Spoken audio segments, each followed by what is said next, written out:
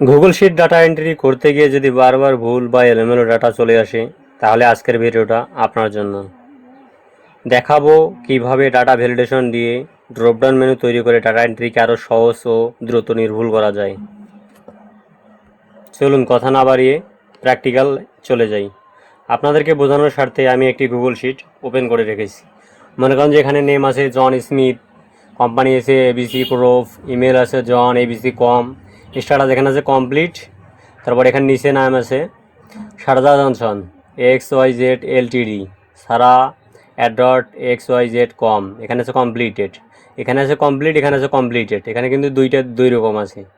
সেমভাবে আপনি যদি 3 নাম্বার ওটা লক্ষ্য করেন, মিশেল ব্রাউন টেক সলিউশন, মিশেল টেক কম পেন্টিং আছে এখানে।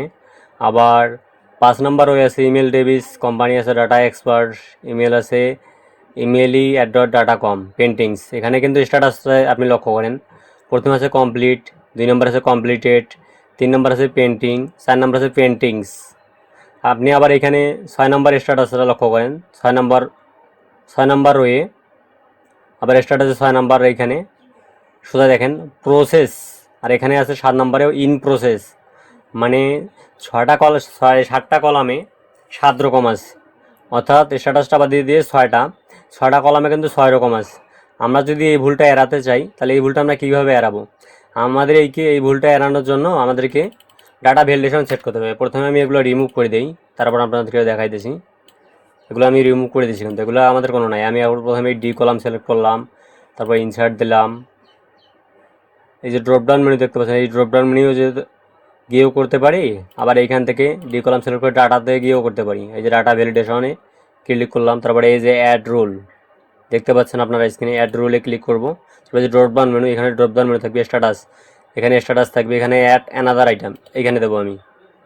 এখানে আমি কী লিখবো? কমপ্লিট, মানে যে 3টা আমি লিখবো, অর্থাৎ এখানে কিন্তু আমার অটোমেটিক চলে আসে। এখন আমি এইখান থেকে যেগুলা লিখবো এর বাইরে কিন্তু শিটে কোনো কিছু আসবে না। এখানে আমি দেবো প্রথমত ইন প্রসেস, তারপরে আবার একটা অ্যানাদার আইটেম দেবো, তারপর দেবো পেন্টিং, আবার একটা দেবো আমি 3টা দেবো, ইন প্রসেস, পেন্টিং, আর একটা দেবো আমি কমপ্লিট। এখানে স্ট্যাটাসটা যেহেতু আমার 1 নম্বর রোটা আছে হেডিং মানে হেডলাইন, তাহলে আমরা 1 নম্বরটা রোটা বাদ দেবো। এখানে আমি D1-এর জায়গায় এখানে আমি D2 করে দেবো, D2। এইখানে আবার D1 D100, এইখানে D2 দিলে আমাদের হয়ে যাবে। কিন্তু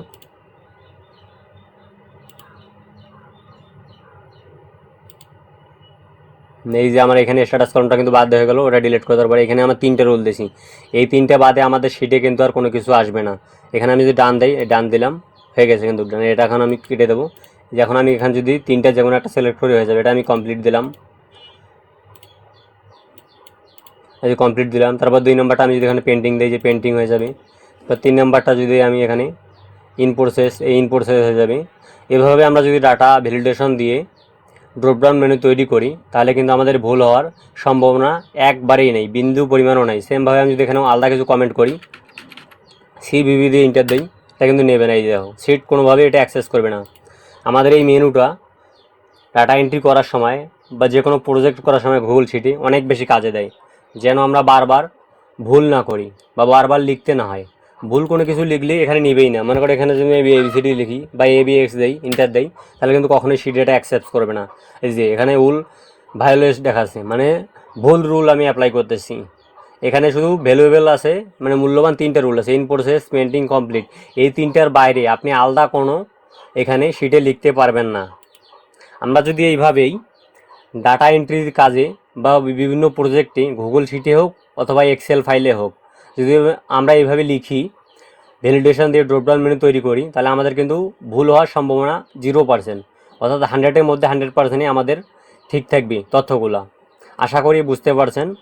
আর যদি কোনো কারণে বুঝতে না পারেন, অবশ্যই আমার ভিডিওর নিচে কমেন্ট বক্সে কমেন্ট করবেন, আমি আপনার কমেন্টে রিপ্লাই দেবো। নাহলে পরবর্তী ভিডিওতে আপনার বুঝিয়ে দেবো, সমস্যাটা সমাধান করব।